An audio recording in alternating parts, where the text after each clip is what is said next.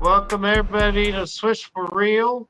Uh, our producer and host, Big Mike, is letting me be the host tonight. So we got Boogie Bob hosting, and so we got Big Mike in the house. How's your week been, Mike? Uh, I mean, not to say too much for the audience, but it's been a okay week so far. Everything's been kind of slowing down, as far as personal things. So now we getting back on track. I'm glad to be back on the podcast. I know I didn't make the last one, but guys, I'm sorry about it. But I'm here today, and the week has been just grinding, grinding, grinding. My film's out. You can watch it on my YouTube channel, Mikhail Lampkin, poet director. Watch it. It's about at 800 views right now. So we're trying to get it to 100K. So check it out. Let me know what you think. But other than that, my week's been pretty dope, man. Just grinding, man. Just trying to make things happen. And give our Swish for Real listeners the name of your movie short. Yeah, the short film is called American Standoff. So if you ever get an opportunity, guys, again, go to my YouTube channel, Mikhail Lampkin, poet director, and watch American Standoff. And you can actually Google it now, and it'll pull up. Just Google it with my name, and it'll pull up American Standoff. So check it out and let me know what you Is guys it think. on anything other than YouTube? Is it on X or any of your other channels? It's not on X, but you can same thing on my Mikhail Lampkin on X. You can see me there. The link to it is there as well, and you can click the link and it'll take you right back to YouTube and where you can watch it. It's a pretty good film. We got a lot of good reviews on it, and like 100 or something comments so far. 90 something likes. So we're growing with the film is getting there. It's a good story. Kind of violent as far as the dialogue and what happens in the end, but it has a message. So if you like good crime dramas, that's one you would want to watch. Well, I'm sure people will appreciate that you tell the story and the perspective. And my the other esteemed co-host and another one of my good friends, Wild Dog, is in the house. How are you, Wild Dog? Hey man, I'm blessed to be here, baby. I appreciate y'all very much, my brothers and everything. So I'm happy to be here and get in some therapy with y'all, talking basketball, baby. Basketball. Are you staying a good dog this week? Man, I gotta stay out of trouble, man. I got to meet more of my neighbors, and so the ladies around here don't mess around. And then my other friends are military veterans, so I grew up around, from grew up country and around the government and the military, so we don't play. So, you know, last thing I need is Sarge coming down and being like, "Let me talk to you, young man." Well, that's good.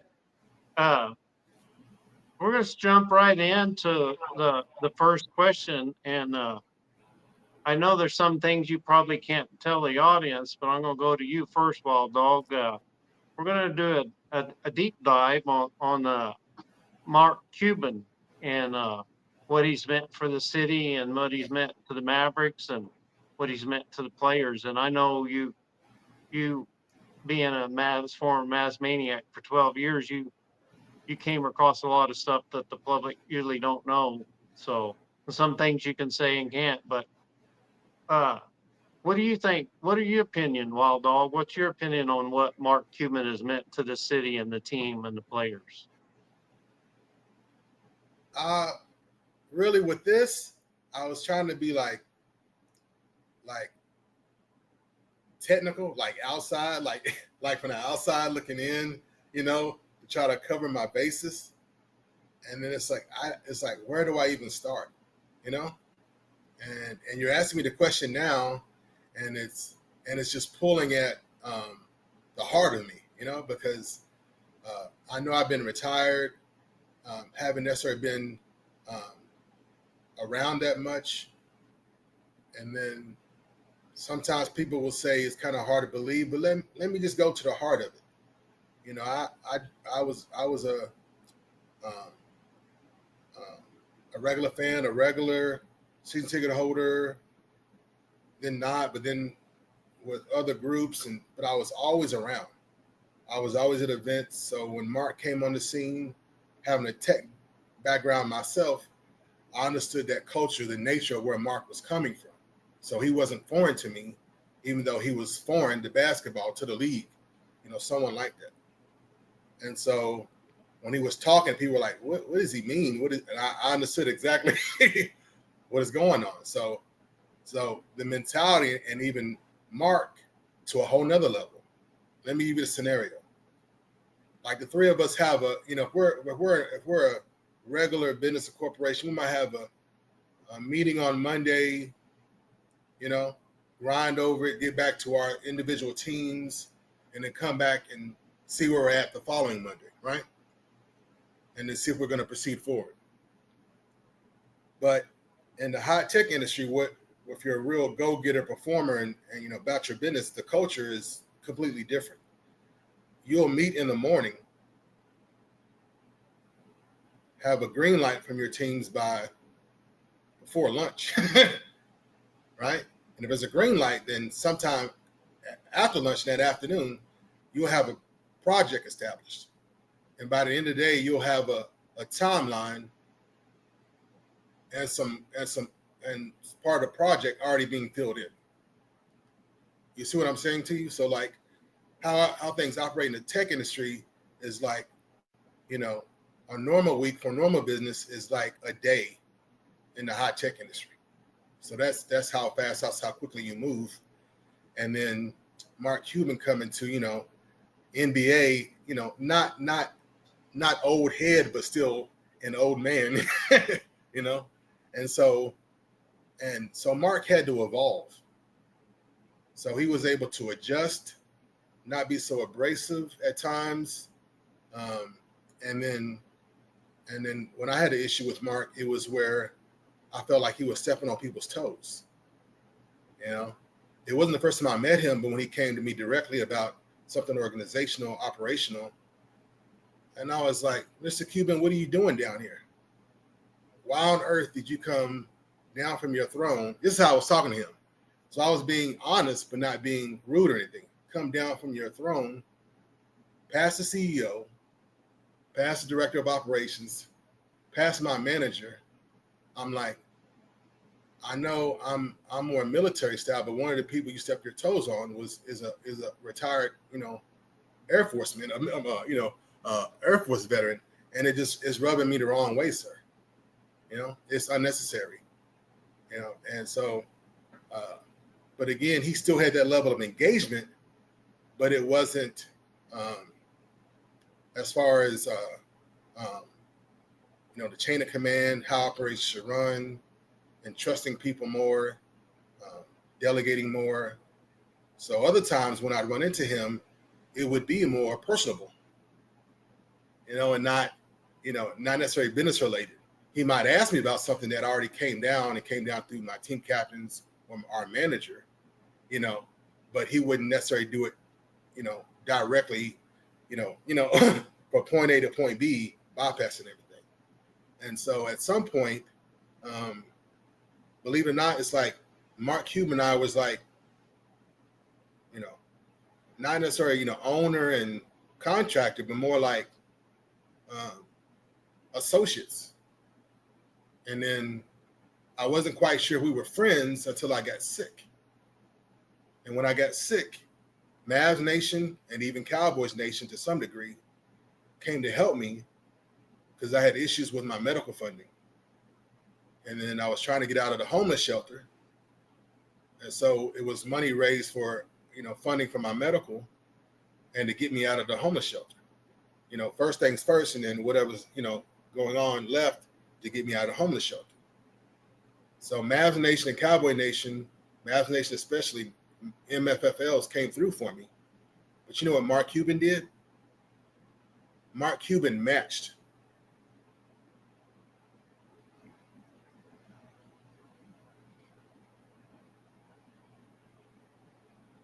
You got this, brother. Go on. Yep. Let it go. It's okay. So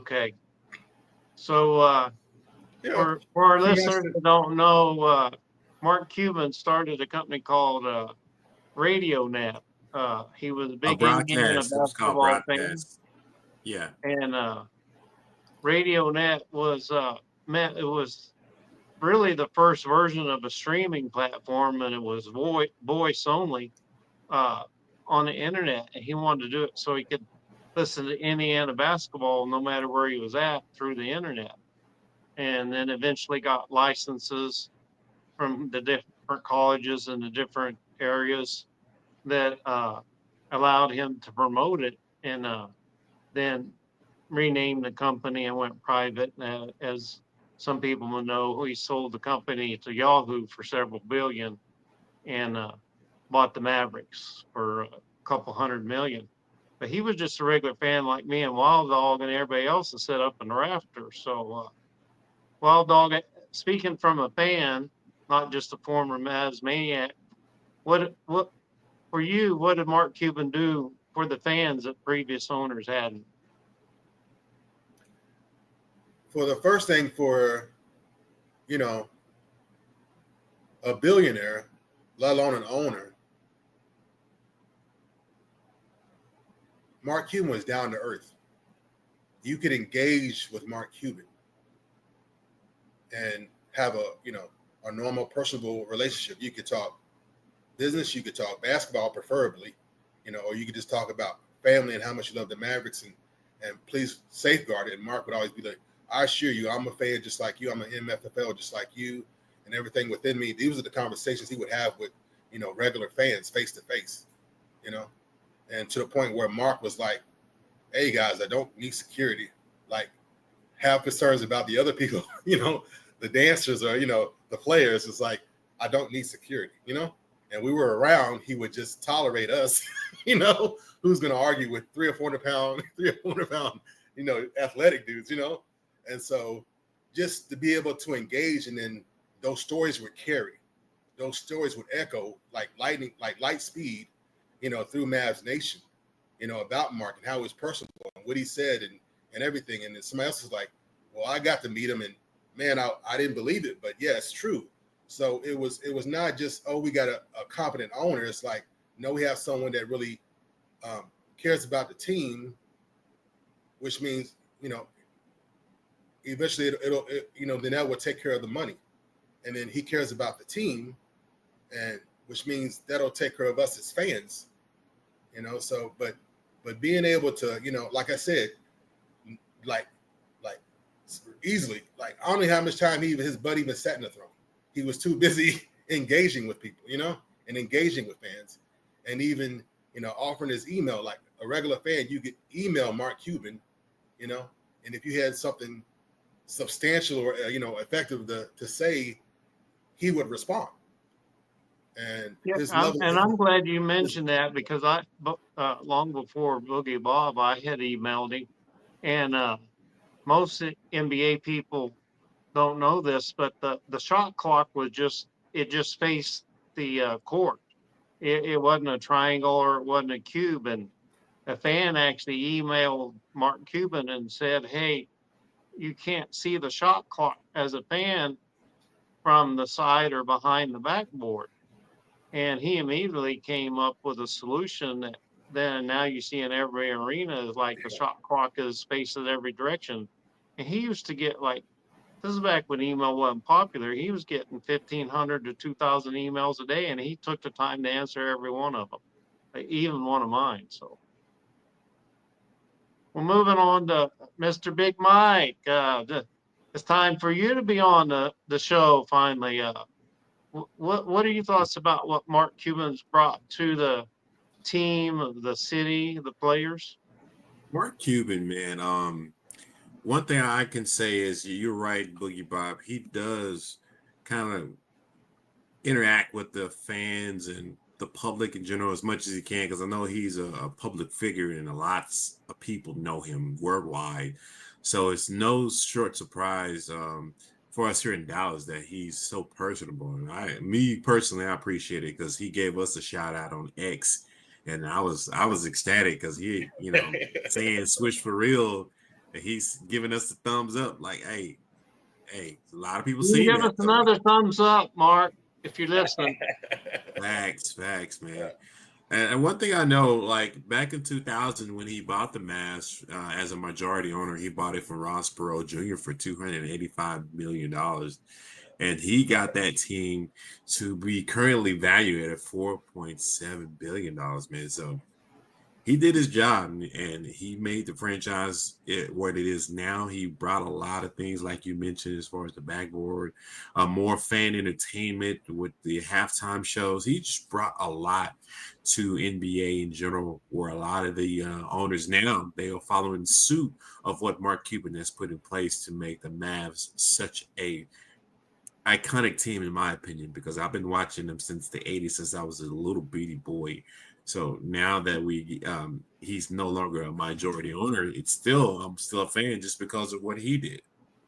I can't say enough about the appreciation we done for us getting to the finals in 2006, winning the finals in 2011, and getting back there just last year, 2024, even though we lost it. But that's three times as an owner that he got us to the finals, three times. And that's a lot of teams can't say that. You know what I mean? Is a lot of teams wish they can get to the finals at least once. Right. So to say that he's been a godsend in some sense to the Dallas fans here in Dallas, Texas, for the Mavs, it's just short of just perfect. You know what I mean? I can't say enough about what he's done for us. Even though he was born in Pittsburgh, came down, we making him an honorary Texan just because of what he brought to the state of Texas in general and Dallas, man. I'm just a fan of Mark Cuban. Again, like Boogie Bob said, if you see this, give us a shout out, man, on X or wherever you at, man, and just let the people know, Swish for real, man. We support you, man. Even on Shark Tank, you know what I mean? You're doing your thing, and all the investments you have. Hey, it's a godsend that you brought a lot for the city of Dallas, man, as far as jobs and opportunities and a great franchise that you helped build to where it is now. It's just I can't say a lot, man. Just so much. There's so much I could say for sure, but just I mean, in general, Cuban is a great guy. I like what he done, and I don't know, man. Just Cuban, man, for the Mavs, man. I salute you, bro. So Big Mike, his fingerprints are all over the Mavericks, but they're also all over the NBA in general. Yep. Uh, you may not remember this, but when uh, we to try to recruit uh, players, he got tall seats. He's like, we got 7 foot tall people sitting in these seats built for somebody 5 foot something. And so uh, the visitors bench didn't get him, but his players got him in the locker room. He specialized so they had headphones, and he made the locker room player friendly so that not media friendly. Uh, so there's fingerprints individually on the team that some Mavs fans ordinary might not know. But can you name? You mentioned that he's done a lot for the NBA. Can you name 2 or 3 things that he has done that his fingerprints are all over? For sure, halftime show. That's one of them. A lot of the things, if you look at the Mavs Maniacs, that was something that never was done before. He brought in entertainment from all sorts. If you look back when the ABA was around, some of the stuff that happened in the ABA for his halftime, Cuban brought that over to the NBA. You know what I mean? He kind of mimicked what they did in the ABA. And if I'm correct me if I'm wrong, but he's the one who really, like you said, modernized what the locker room looks like now. You know what I mean? It's way better than what it used to be. He made it functional for the players, comfortable, and a lot of NBA teams just started doing the same, following the same suit. So that's two of the imprints that I can really think of, and what you mentioned earlier about the backboard. As far as the shot clock goes, that was another thing that he put his imprint on. He's kind of like the Jerry Jones of the NBA, you know what I mean? Because Jerry Jones made a lot of imprint on the NFL, and Mark Cuban has did the same for the NBA. So you, Big Mike, you may know this as well. Early on, he actually bought a plane there was only a handful of teams that owned their own plane. They flew commercial, and the first one I think was a DC-9, but Mark Cuban bought a plane to fly not only the players but coaches, families, staff. In 2006, he flew several hundred of the Mavs staffs to Game 5 of the NBA Finals in Miami and flew them back on his own dime. So one of the things that Wild Dog and I have been able to participate in, uh, if you went to an NBA game in the 80s at a timeout, there was nothing. There was no music. There was no uh, sponsor. There was no announcements. It was just dead air, and you waited till the TV came back. And uh, I remember some people's like, "Oh, he's bringing Barnum and Bailey circus to the NBA." And now you see every NBA team has what they call in-game entertainment, and some fans come for the in-game entertainment as much as they do for the. So Mike, can you speak to what like the in-game entertainment is meant to you and like what it's meant to the NBA to have that as a marketing tool? Well, it gives people an opportunity. You know what I mean? As far as like when you have the kids doing the baby races where the babies are which baby gets down to the other end to meet their other parent. It's and then you got the half court shots, and then you got the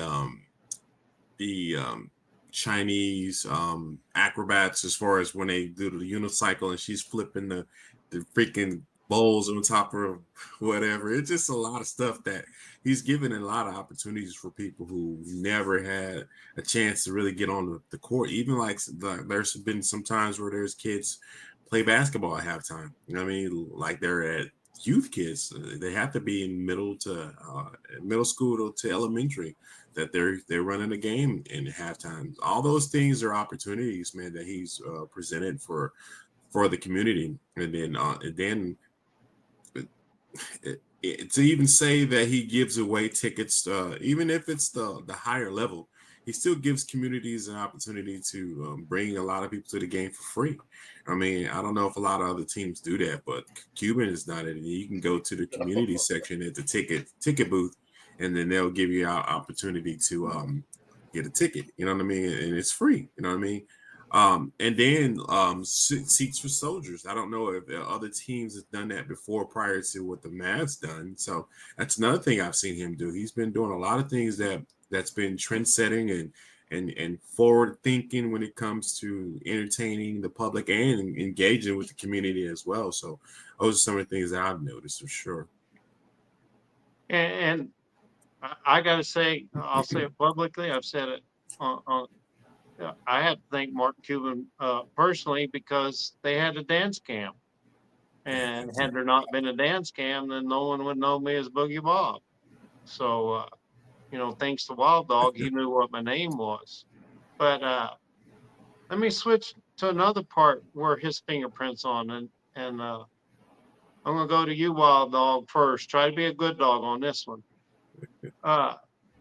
So we've talked about in-game entertainment that's changed. In-game sponsorship and promotions is definitely, if you've been to Mavericks game. Wild Dog, the NBA referee and referee review system and Oh my complaint. goodness. What you can say about it or your own personal feelings about it, how do you think Mark Cuban has influenced that NBA refereeing?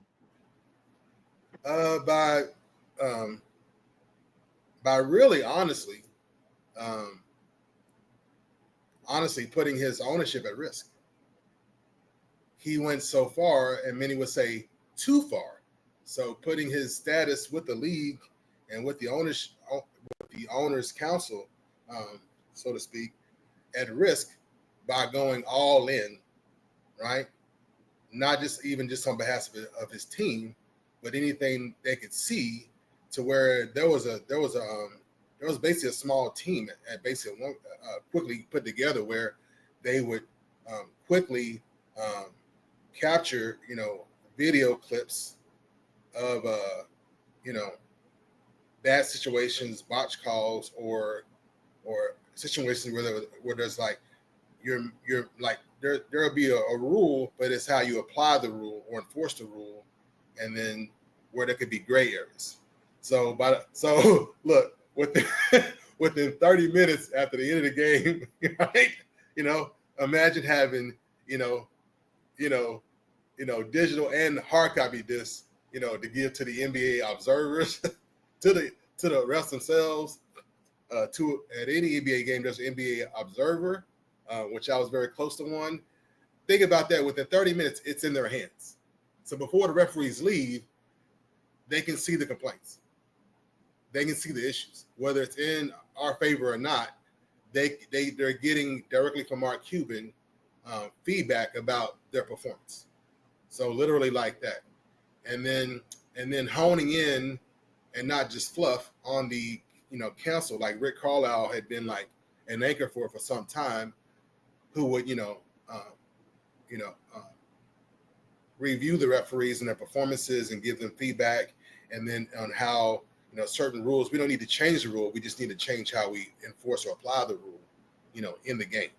So there was those things, and it's really helped improve the game and new nuances, and not just calling it both ways in a game, but from game to game, whether it's a game in California or a game in New York, and at the same time you're getting the same relative product from the NBA. So to that degree, so just think about that. Within 30 minutes, here's your review. I don't need you watching the whole game, but here's a direct clippets and snippets and piece together at different angles of where you need it, where you can improve. Yeah. So I remember he got fined a lot early on, and some people may or may not know, for the listeners on Swish for Real, every time he got fined by the NBA commissioner, David Stern and Adam Silver, he matched it and gave that money to charity. Yes. And Nice. there was one specific incident where he actually served ice cream and burgers at a Dairy Queen. Yeah, I was thinking about that the whole time, dude. I can say it won't get Wild Dog in trouble, but the quote in the paper was the NBA referees weren't qualified to serve hamburgers at a Dairy Queen. But Big Mike, do you think Mark Cuban has improved the system and the review? Has refereeing got better, more consistent, or at least more defined since Cuban's entered the league? To be honest, I think it's kind of the same almost, you know what I mean? There's as far as the replay, yeah, that helped a lot, because all the letters he sent to the league office, they got noticed, you know what I mean? They really thinking like, hey, if this guy's this loud, you know what I mean, he's gonna make other owners bark as well. So if we get a lot of people barking at us, then it's gonna kind of put a tarnish on what we're trying to build as far as the league go. A side note, speaking of referees and Mark Cuban, I remember that time he had that April Fool's joke where Oh he boy, was I was like, "What are you doing, boss man?" right, yeah. Like, I myself was surprised, like, what the hell is he doing? Why is he pushing the ref? And then it was all an April Fool's joke. I remember Dale Harris like, what the hell are you doing?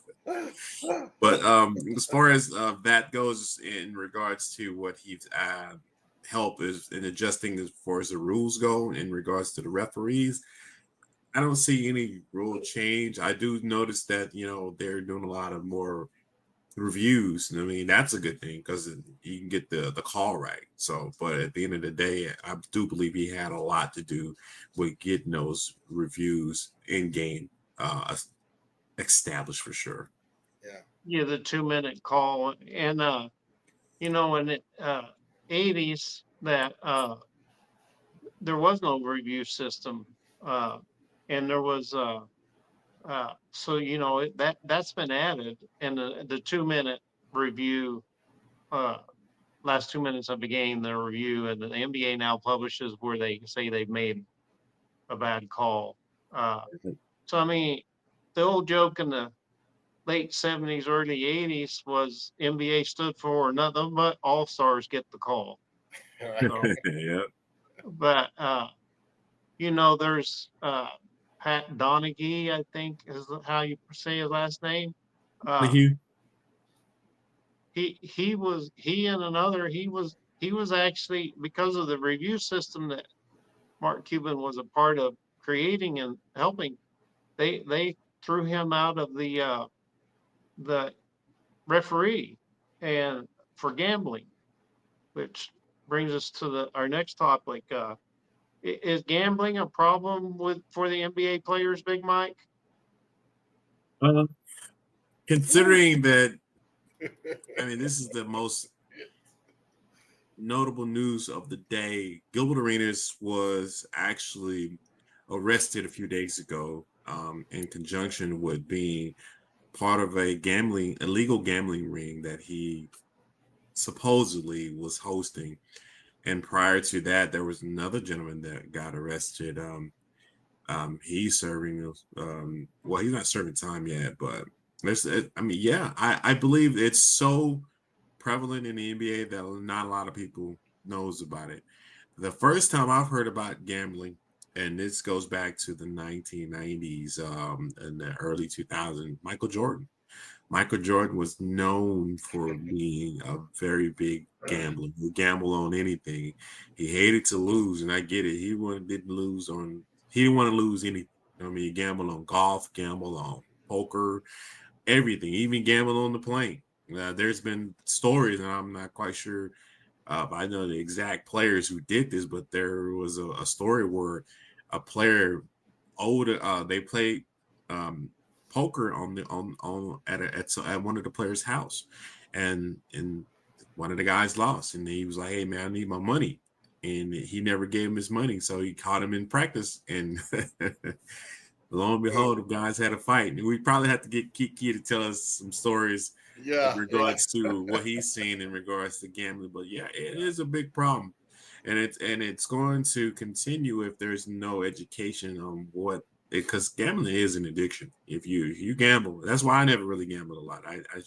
I gambled a little bit, but I never go to casinos. I don't do any of that stuff because it's a risk, and I don't like. If it's a risk that is calculated and I know I might win, then yeah, I'll do it. But other than that, it's just the tables is not always in your favor when it comes to gambling. So yeah, it's a big problem. And I think if it continues, there's going to be some. I don't know. The NBA got to do something in regards to education. And I'm pretty sure they already have something as far as new players coming in the league and something out there the Players Association probably has something, but gambling is a big deal. So yeah, I don't know what they're going to do, but they need to really keep these young guys, especially that are very impressionable when they can first come in the league, stop and think before you put your money on something that you might be subject to criminal investigation later. And there's a lot of gangsters out there that, especially in Las Vegas, they're going to let you gamble as much as you want because they know you got a check coming. And then when you don't pay up, they're gonna come looking for you, and they put interest on stuff. So just imagine you owe, and you say, for instance, you gamble $50,000 and you owe 5% interest on that, but it's probably way more than that. They probably charge you like 30% interest on just that, on letting you gamble. You may win, you may lose, but if you lose and you don't have means to pay them, and then say, for instance, you retire from the NBA, now you're in bad luck. You know what I mean? You have to start selling stuff. You might even, they might come break a leg. I don't know, but Guido come pay you a visit. Huh? Guido from New York could come pay you a visit. Yeah, that guy. You don't want him, man. You don't want the big old burly dude come knocking on your door. I think it's from Miami now, dog. They coming up. But yeah, I really do believe the NBA has some things to talk about in regards to the gambling situation now that you got Gilbert Arenas and that other young guy who just got caught up. So yeah, it's something that's prevalent. It's been in the league forever. It's not going to dissipate anytime soon, but I think more education is needed in regards to gambling. And wasn't Beasley? Wasn't he? Yeah, that's the one I was thinking of. I couldn't remember his name off the top of my head. Yeah, and he's a free agent, but because of his probation. Yeah. So, Wild Dog, what about you? Do you think gambling is a problem for the players in the NBA? And can you also talk to that? There's more than two or three owners now that own casinos, not just the Mavericks, but the Houston Rockets are owned by a casino owner. I think another Western Conference team is owned by a casino owner. So, My what are your maternal thoughts, Wild Dog? let me set the stage with this. My maternal grandmother, Mary Will, she had a truth saying, too much of anything is not good for you. It's not that gambling is bad or that, players gambling is bad, is that too much of it and to the extreme is very bad, unhealthy, and like Big Mike alluded to, you can find yourself engulfed into an addiction and no way of knowing how to get out. For you, it's normalized, right? And so I've seen and heard, just friendly competition, friendly banner where you're playing cards or doing this and that, kind of normal stuff, cultural normal stuff, right? And then I've heard of situations that never got so bad as what we just talked about, but causing rifts between players and even on the edge of, causing rifts in the locker room, and where Nelly had to come in get it together, get yourself together, or I'll do something I'll do something about it, and that's not good. It's never even get to your coach, stay private, something that's, entertainment, all in good-hearted fun, never gamble with anything more than you can lose. And then when you fall in the addiction, you lose complete reality of what it is you can afford to lose. And you get yourself into trouble. Okay. And then it's not so much the NBA. This is just what we're seeing in the NBA is just symptomatic of basketball culture. Even you might say sports culture. But let me go to this. When you think about the movie White Men Can't Jump, that was not just total fabrication fiction. that is a big part of basketball culture, right?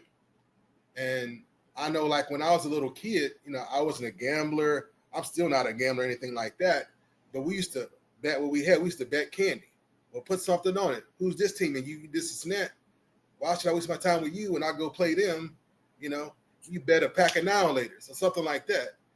And then, being old, I realized, man, that's, even just on the blacktop as little kids, it was just like, it was a way to edge up, put more emphasis and heighten up the meaningfulness of the game, because you didn't have a trophy, you didn't have a win column or anything like that. You had your reputation and a whole bag full of candy at the end of the, and at the end of the game, at the end of the day, So, temporary with that, exactly. So it's a much bigger picture, but if the NBA at least holds a standard, then that would trickle down. And I know, even when I got to middle school and I was playing like school team ball, and my old head, Catholic head coach was like, Cheese. That was my nickname on the team at the time, because I was always smiling. Right? And he was like, I know you're in the blacktop a lot. I heard about what goes on in the blacktop, the course y'all play in the parks. He's like, I don't want to hear about you in any fights. It's not that serious. And I don't want to hear about any of you gambling. And I was like, and then he was like, son, that's gambling.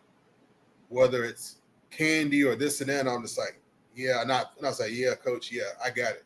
And then never again, I'd be like, playing a game in the ball, I would rather sit out and be like, no, I'll pass, man. I don't gamble, dude. Or y'all can do it. Don't involve me. If y'all want a pot, then y'all win the pot, lose pot, that's y'all. I'm just here to ball.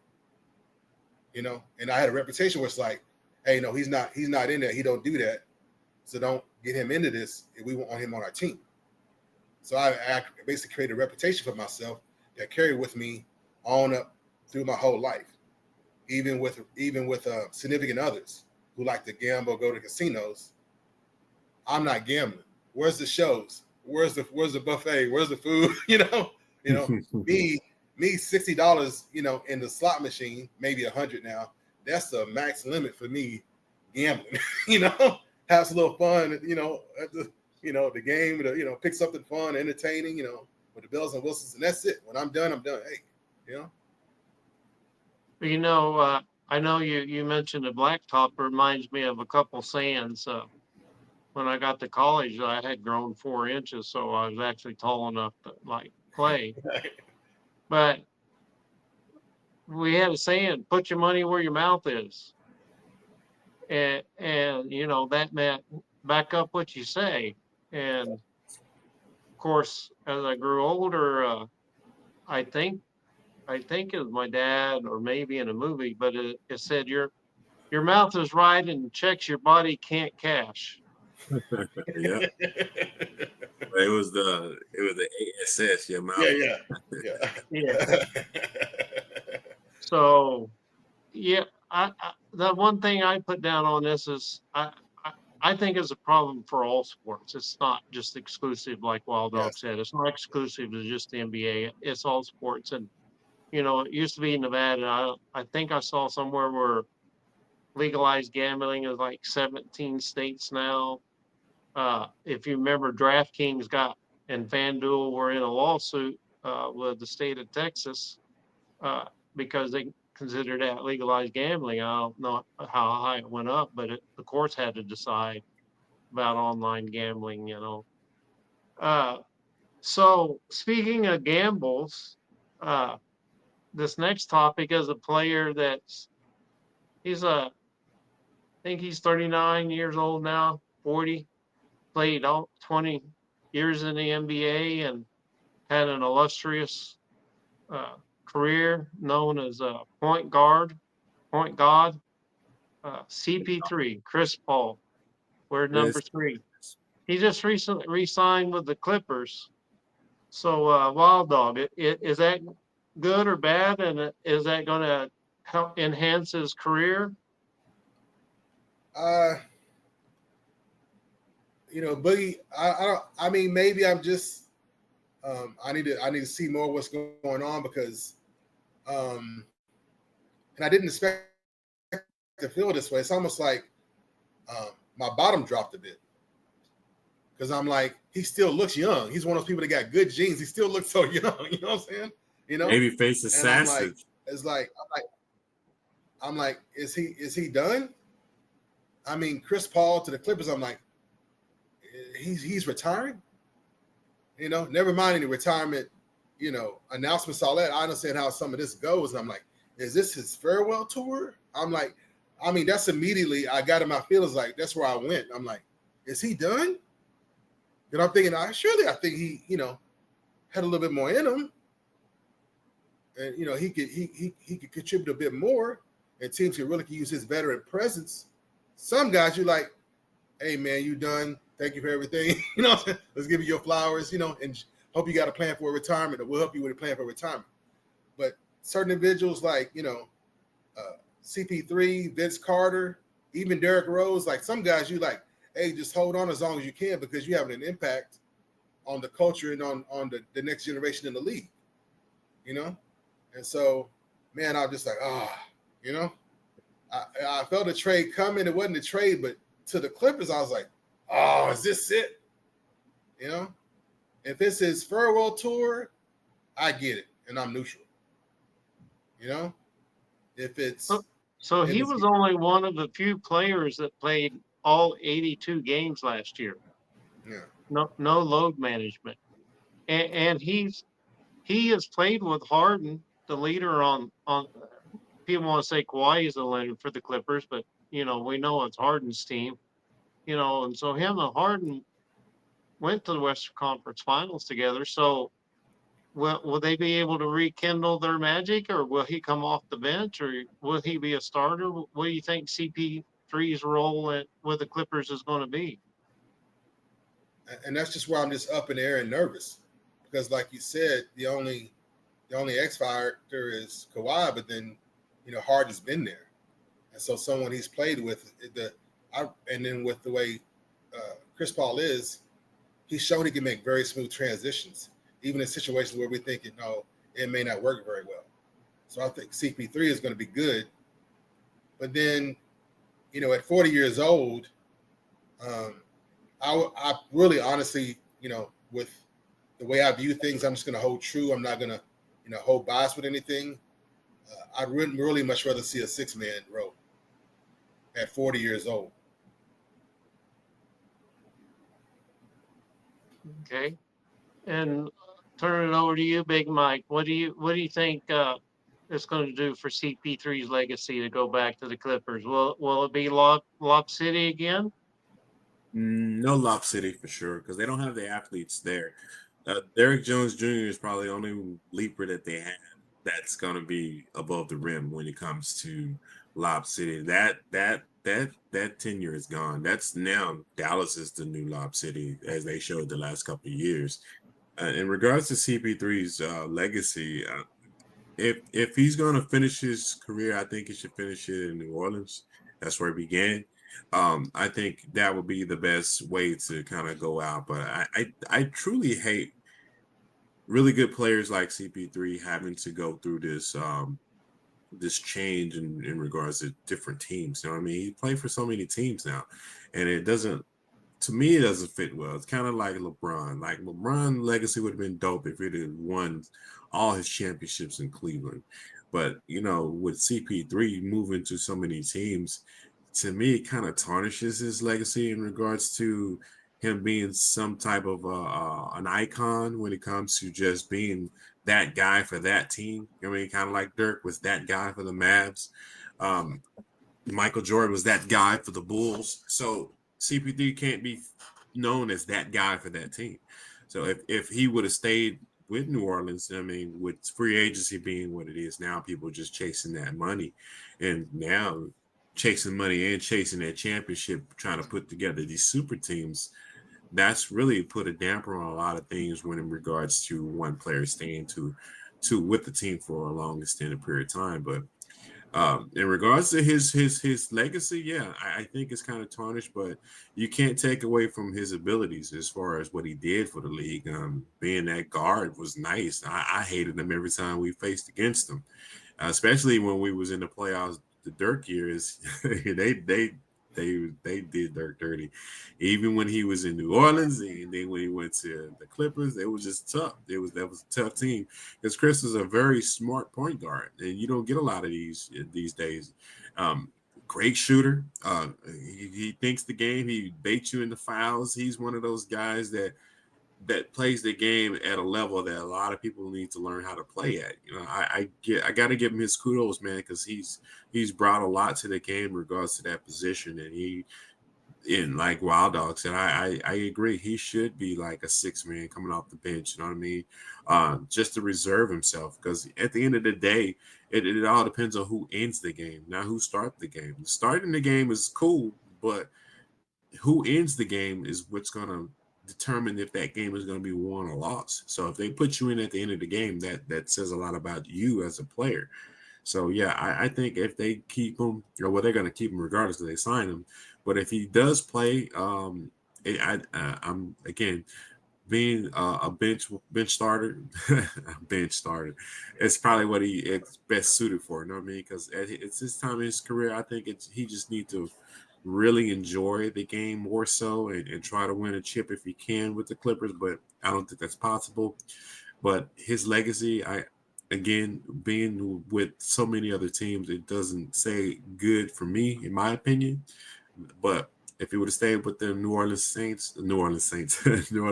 Pelicans, yeah, I think he would have been that guy for that team. So I know you coach basketball because I had a coach against you, and you love defensive players. So is CP3, is he an underrated defensive player in your mind? Did he ever get the props for being a good defensive player that he is? His defense, in my opinion, was okay. He was average, very average. If you wanted to compare him to somebody that he could have been like, he should have been like, would have been John Stockton. Because John Stockton and CP3, they remind me of each other, but the only difference is John Stockton was way more defensive minded than CP3 was. John Stockton can give you the buckets, give you the assists, give you all those things, and the steals. He led the league in steals at one point in time. I've never heard CP3 ever lead the league in steals. Even if maybe he was top 10, I have to go back and look and see. But I don't think he's ever been number one in steals. That's not been his MO. His MO was basically just making sure he's a great point guard, which he was. He was and still is a very good point guard. But defensively, as you stated, I'm a defensive-minded coach, or used to be a coach. I really relish on defense, and if you can play defense and you make everybody else's job easier, then that says a lot about you and how you want this team to be. And that's the only thing that's going to win championships. And I think to compare him to anybody will be John Stockton, but defensively, John Stockton had him beat. And he is approaching the top 10 in steals, all-time steals. And every team he's gone to, even when Houston traded him to Oklahoma City, and Oklahoma City traded all their stars away, almost every team's records got better. Yeah. So let me ask you this next question about CP3. Charles Barkley never won a ring, but he's regarded up there as one of the top 50 players all time, top 75 players. Is CP3, if he doesn't ever win a ring, bear in mind, all year he got a Western Conference final. I don't think he ever played in the finals. At least Barkley played in the finals. But will he be one of those players when you say he's great, but he never had a ring? One of the great players, but never got a ring. Is CP3 in that category? Yeah. Top 50, it's a lot of players that he had to get past to be top 50. Top 75, yeah, I think he's around top 75 in my opinion. Very good player, very good player. I got to still give him his kudos and his flowers for what he's done. But top 50, no.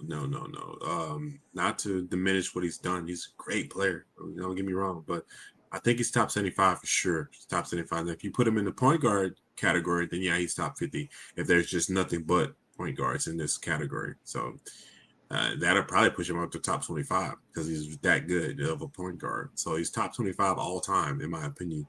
But as far as overall players, he's probably top 75 all time. Okay.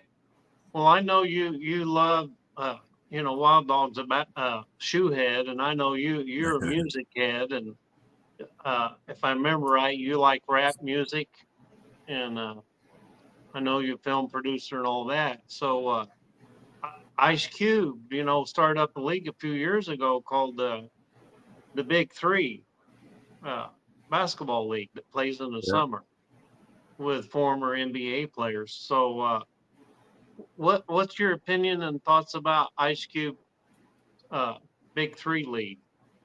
Are you talking to me? Yes, Big Mike.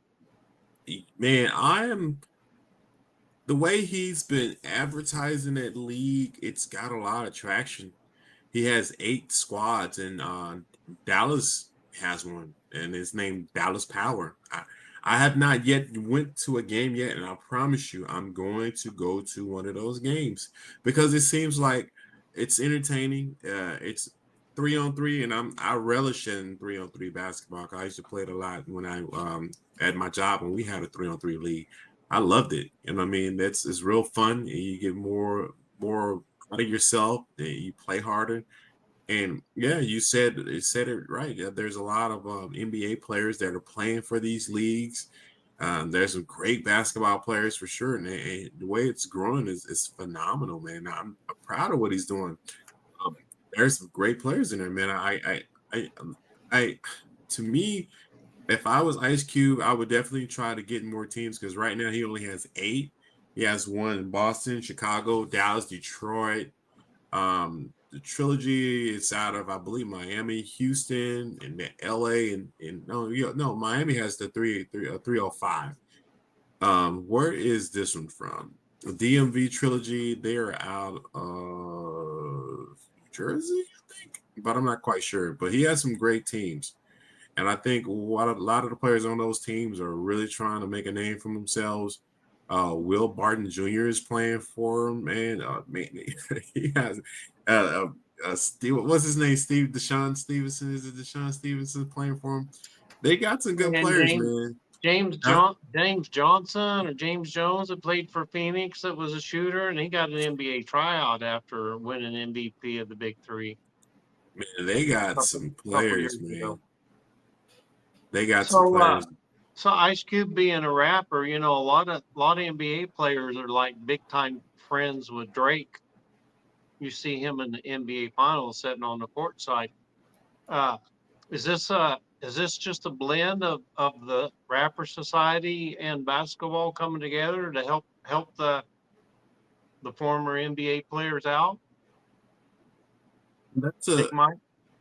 I think that's a twofold answer, what you just stated. Yeah, I think so. I think he's wanting to grow his brand, which, not a lot of teams can rival what the NBA is doing, but Big Three, it's holding its own. You know what I mean? And they're actually doing some things.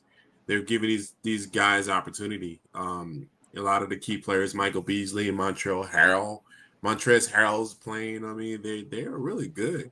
They got some really good stuff, but I think the motivation behind players trying to play for this league is to continue to play, to continue to get their name out there, to continue to enjoy themselves, and they're getting paid. You know what I mean? So when you're doing all those things, you're playing and you're getting paid. It's nothing you can say in regards to what this league can do. It's very beneficial for those who really just want to make a name for themselves and just play basketball in general. Because a lot of these guys just really want to play, and then you're playing on a stage where you're being showed to a large audience. There's nothing that people can say that you haven't done. You know what I mean? Down you playing for Ice Cube's league. You know what I mean? I'm just super proud of it, man. It's not a lot of people can say that they did this. You know what I mean? That they started a league that rivals the NBA, and now you're out there just doing your thing. I mean, like, I don't know, man. It's some great players in there, man. So So kudos to Cube putting it I together. don't know if there's any correlation, but didn't Jay-Z and he like a sports representative for some of the NBA players? And I don't know Yeah, if he's he he involved in he the Big started Three. Rock Nation. Yeah, Rock Nation Sports, I believe that's what it's called. I don't know if he's still doing it. It's been a minute since I've heard, but he may still have it. But Rock Nation was one of his, and I know that LeBron's guy, Mav Carter, has his own little. I wouldn't say little, but he has his own sports agency, man, which is doing good. And they sign a lot of players too, and it's sports agencies is pretty dope because I remember when my nephew was about to finish college. When he finished college, he a lot of agencies were after him because he was a great running back. He was really really good. He actually got onto the New Orleans Saints practice squad as a running back. He was phenomenal. And I think, to my opinion, he would have been the next Barry Sanders, but that's just me talking. But yeah, agencies there, they have a lot to do with these players getting to where they want to be. And as far as Jay-Z, I don't know if he still has that one or not. He may. I don't know. But what Cube is doing for the Big Three, man, it's only gonna grow. I think he's gonna add a couple more teams because right now he got 8 teams. Dallas, salute to him. I gotta get me a Dallas Cowboys shirt. That's gonna be dope. But I'm excited again. I'm gonna try to get to a game. A shout out to you, Q, man. If you got some tickets for us, Swish for real. All three of us need one. So, hey, let us know, man. Yeah, congratulations, man. But yeah, I think the Big Three is gonna continue to grow. So turn it over to you, Wild Dog. Ice Cube's Big Three basketball league, and I mentioned uh, former rappers and some of the rapper sport agents. What is your take on Ice Cube's Big Three? I mean, Ice Cube is a astute businessman, but he's definitely someone that believes in the culture. So culture believe in urban culture. So a lot of this, you say, well, this type of style of basketball, some people didn't even know it existed somehow. But when I grew up, this is kind of the style of play we would play on the blacktop. And then sometimes it would carry over onto the hardwood, to play tournaments, or if you were short on people, okay, then you do 3-on-3. But we would deliberate have 3-man teams and you'd have your alternates. You know, you might have 1 or 2 guys on your bench or something like that, and then play it out. So, but Cubes is definitely, you know, with everything said and done, the right man to get the job done. And when him and Mark Cuban met, and Mark Cuban agreed to back and support him, that's all. That's all any of us needed to know. And then I remember they were playing out in the AAC, so Mark Cuban went that far to make the AAC available in the early days, you know, with the Big Three to give them a boost, because it's very much a part of basketball culture, and really, you know, it's taking Ice Cube to make sure everyone's aware of it and how entertaining it is, and that even though when players retire, they still play basketball. 82 games, nah, you know, but they're still getting, you know, meeting up, you know, playing ball, whether it's their local or no rec centers, their old alma maters, or things of that nature. They're still very active in playing ball. You know, they're still very capable, and then giving them opportunity to really compete, and even to where they can even network and with other teammates and have some structure to it. It's kind of a way of kind of going into semi-retirement. It's not only a blessing for players, but even legends we see who are like owners and coaches and level of them to be involved. It's wonderful for me. I was like, this is way overdue. It's past due. And it's something the NBA is too big to do themselves. But even something I thought, I think at one point, it was even suggested as part of the All-Star Weekend, right? And so, you know, Cubes have been involved with the NBA a lot, you know, over the years. Of course, it's part of the culture. So I'm not surprised he was like, if it's going to get done, I had to do it myself. You know, so I'm proud of him, and I'm a huge supporter. And like Big Mike said, we never too busy, you know, whether it's high school, college, you know, NBA, to be on the scene, you know, but we like to be on the scene, you know, and not just, you know, but be there, see it firsthand, you know, smell the air, you know, see how well it stink, you know. So I'm very proud of Cubes, and will be an ongoing supporter, and I feel like he's fulfilling a niche that was very necessary. I like how you mentioned that the culture and the blacktop, because you know it gets hot here in Dallas in the summer, and downtown Dallas they used to have multiple courts in the summer and have 3-on-3 tournaments, and They it talking had about very hoop it up. hoop it up. Yeah. Yeah, I played in it, man. I played in it a couple times. What? Who's a legend in the house? Wait a minute. Yeah. For You've been real, holding had a out. hoop it up player. You've been Yeah, holding right out, here. dog. You've been Yeah. holding out on us, man. He's been holding Played out. against them. Chris Webber Jr. in the house. So I mean, to me, the Big Three has kind of brought what hoop it up and outdoor. I mean, that was played across several cities and brought it indoors. But one thing I wanted to get to, I think is last year before, uh, one of your favorite players and your son carries his name, uh, Jason Eugene Terry, otherwise known as the Jet, played in the Big Three. Uh, so you know that it hadn't hurt his legacy or reputation. So Yeah, speaking of we even mentioned that legacy, somebody should pick up we're Dwight going to Howard. roll And into it was our. Big Three. Go ahead. And I was just saying, one time we even mentioned that is Dwight Howard retired, but somebody should pick him up. We mentioned that, and Dwight Howard's in the Big Three. Yeah. Dwight Howard. I think even It's Junior, the center. Michael Beasley, The other James Lance Johnson. Stevenson, Corey Brewer. Yeah. Man, they got quite a few players. Joe Johnson. Yeah, because people were talking about, the Lakers should Didn't sign Dwight DeAndre Howard. Jordan also play 1 year with the Big Three? I believe so. Paul Millsap is currently playing for him right now. Yeah. Yeah, so you got some name recognition. I'll just kind of leave it at this. They had a commercial on. Be sure to stay tuned this weekend. Big Three coming on ABC. I think it's ABC. So I mean, if you get national televised games, then Yeah, no. this is coming in. And when this comes in, you got a chance. So, Ice Cube's kind of setting his own legacy. We're going to turn it into turn the page and go to one of our segments we do every week, and it's Player Legacy. And this week we're doing the Toronto Raptors. And so I'm going to start with you, Wild Dog. What player did you choose for Toronto, and what opportunity to give the flowers, as we like to say? What flowers do you want to give out?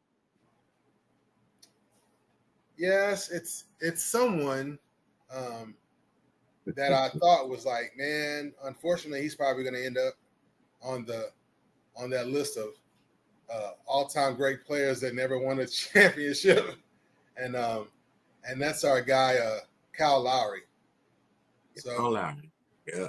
So, with everything said and done overall, what people look at, when people have debates, well, classify this, clarify that. So, I just felt like overall, he's the greatest Toronto Raptor. Kyle Lowry? Yes, one for his. He leads them in scoring. He actually, when you pull up the list of top 15 players for Toronto, he was number one, and he did win a chip when Kawhi Leonard was there. Yeah. So winning the chip kind of satisfies that one category where people are it's all about championships. Did you get it done? And then, yeah, he finally got it done, and at Toronto. But then when I was looking at stats, I kept coming across, we got all kind of, with YouTube, all kind of podcasters or video this and that. And I got distracted because there was all these different clips about people talking about Kyle Lowry and him in the locker room, him on the court, him on the bench. And something I kind of knew, like, yeah, on the court, the general, the leader on the court, you know what I'm saying, commanding the court. But no, this man, whether it was, on, pregame, on the court, or off season, this man's leadership, the level of his leadership, he is gone under the radar. We just talked about CP3. And he gets, his flowers and recognition for his being a floor general and his leadership, and even being involved with the Players Union, Players Association. But Kyle Lowry is sorely underrated and being overlooked for his leadership qualities, and him being able to get his teammates to, whether it's something personal or on the court, to execute and getting more out of them than they thought even possible for themselves. And that's where I got distracted. And I think even with Kawhi on the team, I really, with everything being said and these players and even just from some coaches talking about, he was the glue. He was the rock on that team. Kawhi's the star, the one that got him over the hump and got it done, but he was the rock. He was the foundation of that championship team.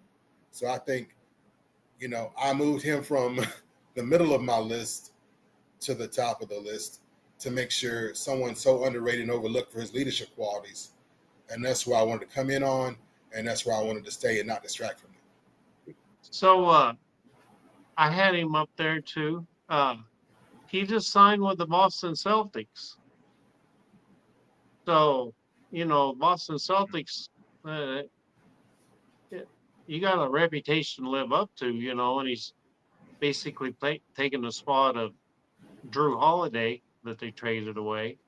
Yeah. But, and then Fred Van Fleet, for a couple of years before he went to Houston, took over after Kyle Lowry. So he's a good pick. He's a really, really just generally overall good at all kinds of things.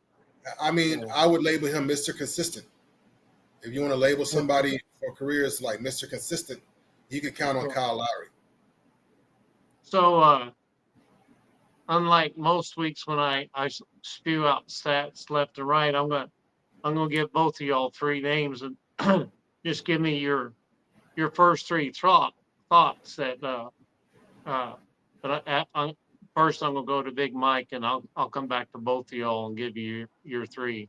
But Mike, who on the Toronto Raptors do you want to give flowers to? So a couple players that I was really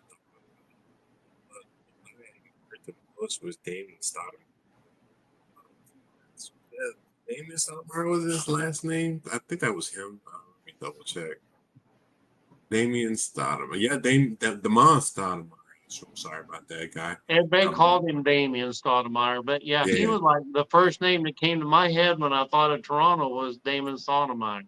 me too. Me too. And when he came in the league, they called him Mighty Mouse. I remember that. I was like, yeah, that dude can hoop. Man. And he showed out. He kind of reminded me of Muggsy Bogues a bit. You know what I mean? Like somebody who was pesky, who played good defense and can score. He wasn't like the top player on that squad all the time, but he brought his game with him every time. He brought his lunch pail. He played hard, and I really liked the way he played.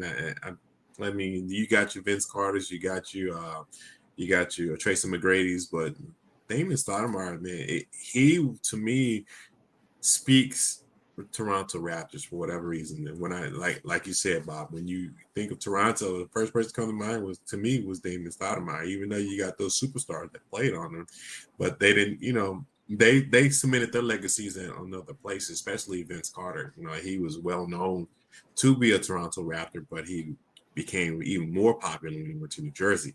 But Damian, man, he just did his thing there in Toronto. He just made it to where people enjoyed it. And being that Toronto was founded in 1995 as one of the expansion teams, along with the Grizzlies at the time, that made them even more prominent when he started playing for them because it made them relevant and made people think about Canadian basketball, even though, United States popularized it to the point where it's known worldwide.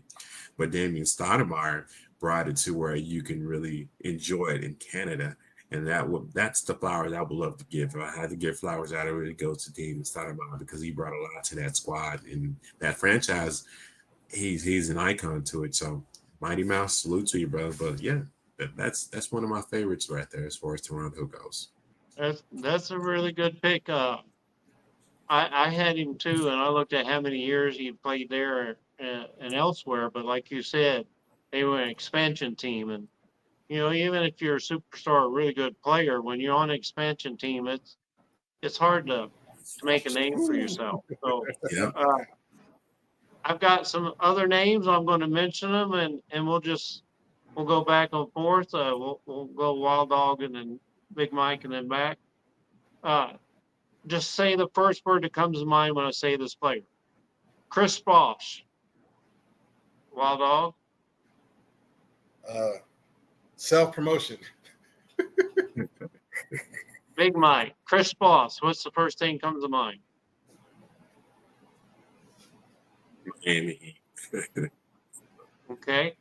This next player, for you, Big Mike, DeMar DeRozan. First thing that comes to mind. California. I know he played for Toronto, but he's a California kid. He loves California. I know he was happy to get back there when he got away. California. Yeah, he's playing for Sacramento. Yeah. So, Wild Dog, what's the first thing that comes to mind when I say DeMar DeRozan? Utility, two-way player. Utility. Yeah. He led the league in number of 2-point shots taken last year. Mid-range shots. Yeah, He doesn't take very many he an threes. assassin. He an assassin for sure from the 2-point Just think he could play. Technically, I've seen him either play or cover 1 through 4. So my first thought of him was like, he's an all-around baller. His utility, Yeah. Okay. Next player, he's a local kid. He played for Toronto. He just played in the NBA Finals. Wild Dog, what's the first thing that comes to mind when I say Pascal Siakam? Oh, shoot. Him. He is him. He is him. Someone else has been, still kind of under the radar, underrated, but he is him. He the man. He's always been him. Big Mike, when I say Pascal Siakam, what do you think? Scottie Pippen for sure. He reminds me so much of Scottie Pippen defensively and offensively because he was that glue that they needed to get them where they were. And now, if Halliburton would have never went down, that series probably would have went. I don't know. I didn't think Indiana was going to push the way they did. They did great, man. I just hate that he got hurt. Yeah. But when I think of Pascal Siakam, Scottie Pippen all day, he reminds me of Scottie Pippen. No matter how you look at it, that's Scottie Pippen reincarnated, man. Yeah. So I'm going to off-road just a little bit. A couple years ago, when we traded for P.J. Washington, the Mavs were pursuing Pascal Siakam. Yeah. Big Mike, would you rather have Pascal Siakam or P.J. Washington? Put me on the spot, why don't you? That's right. I like PJ, man. Wait till PJ's traded to ask that question. Man, I'm a fan of PJ. I mean, the games are different. I mean, standing on business. Yeah, I like PJ, man. I don't know, man. It would have been a hard call. I would have picked PJ, to be honest, because it's just something about PJ. PJ, you know how you have people that hoop and people that just play. Siakam just plays. I mean, he plays and he plays hard, but PJ hoops. You know what I mean? Like, there's a difference. Like, you hooping, you in the game, you flowing with your players. I mean, that to me makes a difference. Like, when I'm picking a basketball squad, I want to pick people who hoop and not just play. You play, you just playing. Yeah, you play. You good. You can play. I mean, you do your thing, but can you hoop? You know what I mean? Like, can you really make people enjoy playing with you? Not saying that they don't enjoy playing with Pascal, but Pascal, just a basic basketball player that reminds me of Scottie Pippen. P.J. Washington is just a hooper. He hoops, and anybody who from Texas would understand what I'm talking about. Especially when you play basketball in Texas. If you hoop, and people gonna recognize you for that. And that's what I think about P.J. Washington. He hoops. Yeah, Wild Dog and I were going to a Wings game, and our Uber driver said, "What do you think the difference between a hooper and a baller is?" Yeah. Which was a good question. We had different opinions. All right, I'm going to come back to you, Wild Dog. Jonas Valanciunas. Oh, I thought I was going to get the same question. Oh, well, did you talk about Pascal already? What are your thoughts about Pascal? You get a 2-for-1 here. Pascal and Valanciunas. I'm the Wild Dog, so I'll just go the other way and be like Pascal Siakam.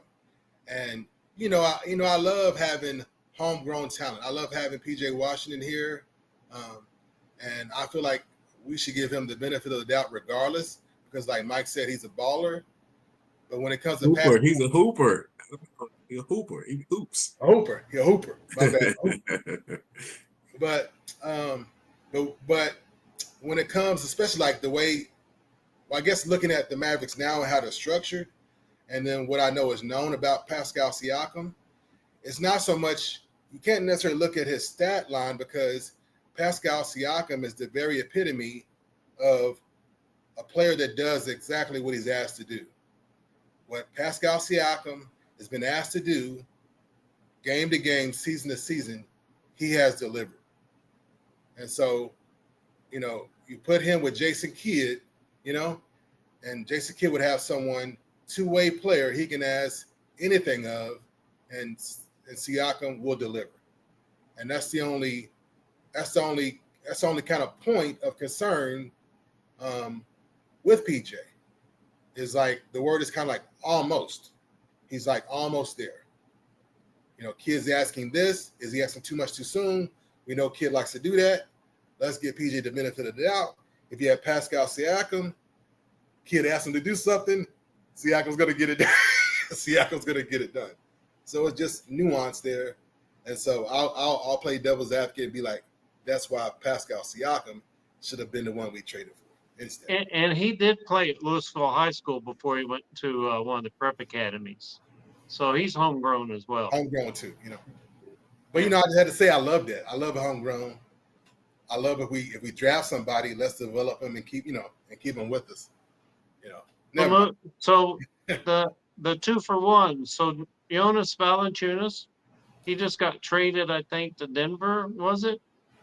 As a backup to Jokic, but Valanciunas started in Toronto, the Wild Dogs. So what are your thoughts about Valanciunas? I'm neutral. I don't. I mean, what did Big Mike say? If you're just a player, you know? Yeah, Yeah. you mean my term, a jag, just another guy? Yeah, and then I didn't want to be cruel, but my word is warm body. Yeah, It's like he's just got another guy.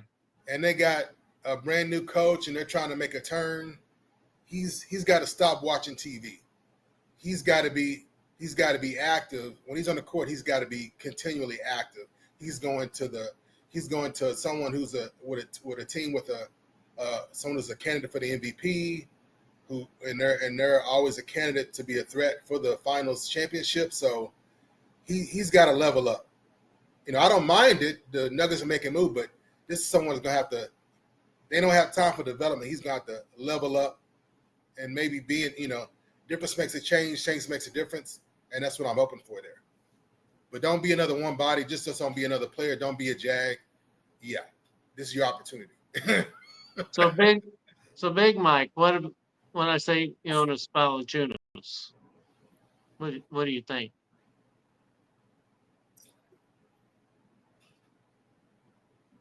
He's a tough player, to be honest. He's just another average player, in my opinion. I know he could probably beat me in a one-on-one for sure. As far as NBA talent, he's just an average player, in my opinion. He's a good player. He's serviceable. Kind of reminds me of Steven Adams. You know what I mean? Like that type of player. He's tough.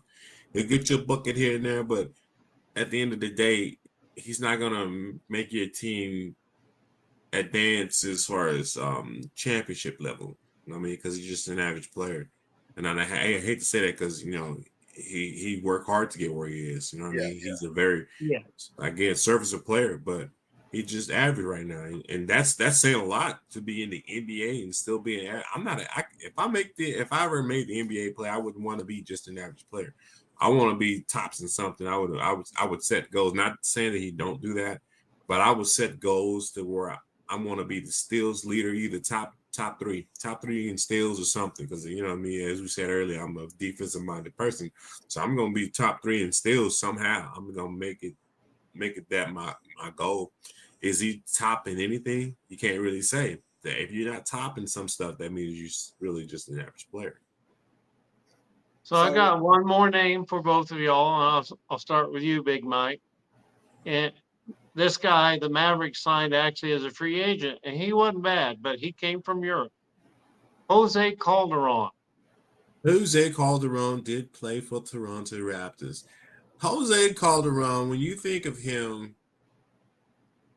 he's one of those guys that's a flash in the pan. He'll give you a bucket here and there, but he was never consistent, in my opinion. If he was consistent, kind of like I don't want to put him in the Luka category because I'm just saying because both of them from Europe. But Jose Calderon, he didn't really give me where he playoff ability. You know what I mean? He didn't take me a person that would get us to the playoffs. He took me as a person that like he would probably be like the last person I picked if we were playing at a blacktop. I can see he can hoop a little bit, you know what I mean? But he'll help us out, you know what I mean? But at the end of the day, we got to lean on the other players to get what we need. But he ain't going to mess us up, you know what I mean? He gonna continue to push us forward as much as he can. But he's not the point. Like, we can just give you the rock and say, get a bucket on this 7-footer. You ain't going to be able to do that. Now, if you had a Kyrie, if you had Kyrie, Kyrie going to get a bucket on the 7-footer. He going to do what he got to do to get it. Calderon can't do that. Calderon can't do that. He's a great player. He made the NBA. He did his thing to get there. Not saying he's trash or anything, but he's average. You know what I mean? I would think in Europe. To me, he was like the quintessential type of European player at the time that they were considered soft. And I remember when the Mavs signed him, I'm like, he could beat the first line of defense. He had pretty decent handles and he could shoot the open three, but he didn't like contact. So Yeah. after he beat his Nope. man, he wouldn't go to the roof. Or like he didn't want to be touched. And that was typical of most European players Yeah. that came over to NBA. And so, I think the physicality of the NBA, you didn't really get to see what Calderon. So, Wild Dog, what do you think when I say Jose Calderon? Because you probably saw him as a Mavs Maniac's seat. Yeah. Well, I mean, like when I was with the Mavericks, we talked a lot about, be positive. When you talk about something or you're being communicating about something, be positive about it. And the fact that he was, a Maverick, so that's gonna be my spin in talking about Calderon. So I put him when it comes to Mavs players or just in general, I put him in a whole different category, right? Like Big Mike said, when you make it to the show, you make it to the show. You in a whole nother level. You in the, you know what I'm saying? You in the like top 1% of all players, who pick up a basketball. So I put Calderon in the category of undrafted. So when I look at him as an undrafted player, coming into the league and able to make his way in, to being to getting some starts, being a starter, I look at him in a whole different, light. Like when you go to like Big Mike, you're a filmmaker. When I go to a film that's got a $500,000 budget, I look at it completely different than a film that's got a $500 million budget, right? I can forgive and enjoy that $500,000 independent film sometimes more than I can enjoy that $500 million film, because you missed this, you missed that, your lighting's off, there's an inclusion, you messed up with scene integrity. I'm kind of unforgiving. You know what I mean? So that's what I mean by I put him in the category he's undrafted. And so I look at him with a total different light, like Marquise Daniels. Oh, he ain't nobody. Well, he was undrafted, So that's how I look at him, and then want to give him his flowers because, he's a legend for Spain. Team Spain, in the Olympics, 2 silver medals and a bronze. Never mind, FIBA and other things in Euro basketball, but he's represented his country well. When it comes to Spain, talent is really coming along more and more. But in his time, he was the face of Spanish basketball. Like, this is the talent we have coming up, and we can get it done. And from them going from players having to be undrafted in order to work their way into the league, or having to buy their Euro contracts out to go to the league, now we have players like now I lost the name on the tip of my tongue, but then we're getting more consistently players from Spain are getting drafted, recognized and getting drafted. So Calderon was part of that growth process, just not a global basketball, but for Spain. Well, we're coming to the end of the show. It's been a great show. Big Mike, thank you for letting me host. Good job, by the way. Good job. Tell our audience where they can find you on social media. Hey, I'm a good dog. I had to throw the little wild dog in there for you guys.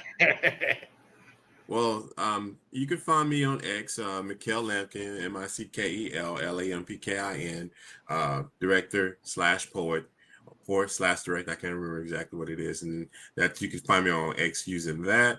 You can also find me on YouTube for my film YouTube channel.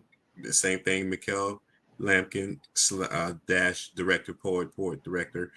Just type in that name, MICKEL. It should put right up in IMDb. Same thing.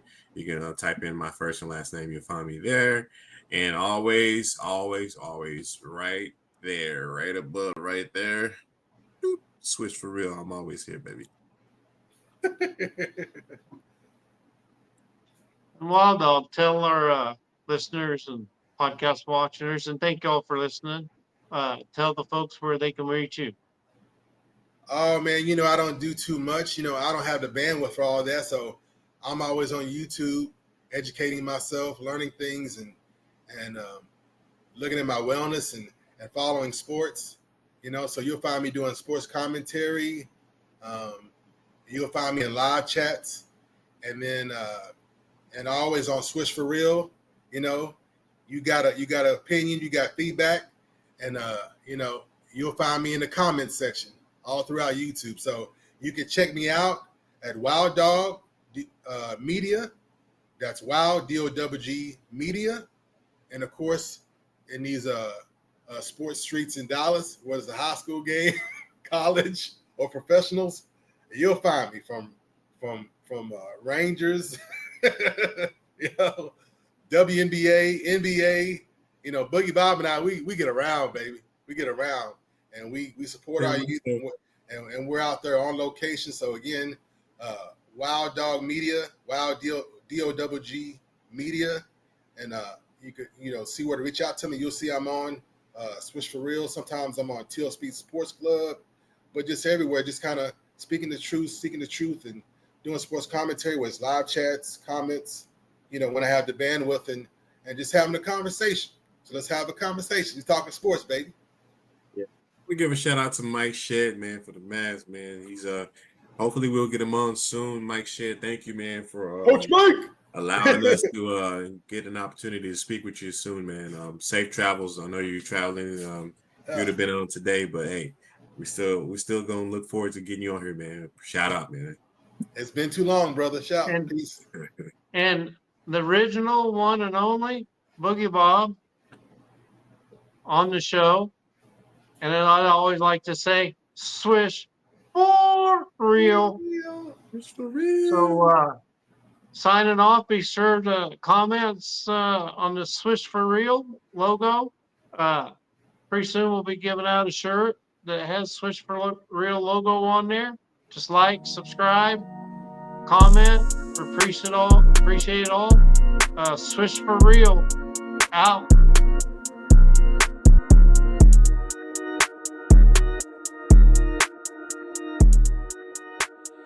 That's it, Pray.